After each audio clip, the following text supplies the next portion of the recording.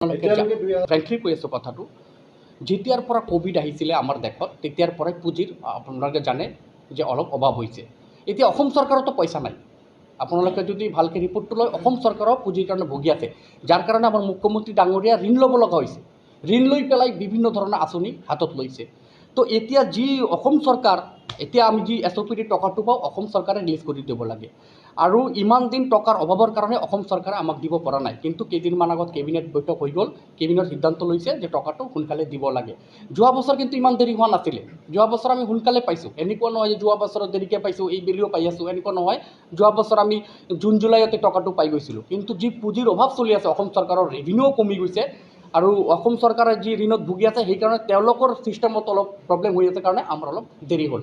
Otherwise একো নহয়। তো যিহেতু আমি প্ৰজেক্ট আমি চালোঁ, মানে ৰানিং হৈ আছে, স্মুথ ফাংচনিং হৈ আছে, পুঁজি আহিব, এজ পাৰ প্ৰগ্ৰেছ ৰিপৰ্ট আমি মানে পে'মেণ্টটো কৰি দিম। নাই যে ৰাস্তা পদূলি খালি বনালেই যে BTCত উন্নয়ন হৈ গ'ল সেইটো নহয়, মানুহৰ মানসিক শান্তিটো দিব লাগিব। তৃতীয়ত, মই এটা ডাঙৰ কথা আজি আপোনালোকৰ ওচৰত ক'ব বিচাৰিছোঁ যে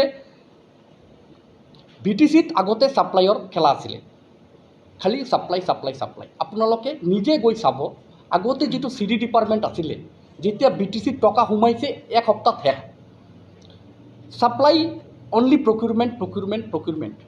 আজিৰ দিনত BTC আমি 2টা বছৰ ভিতৰত আপোনালোকে নিজে চাব যে CD ডিপাৰ্টমেণ্টত, WPT ডিপাৰ্টমেণ্টত কি ছাপ্লাই হৈছে আৰু কি হোৱা নাই।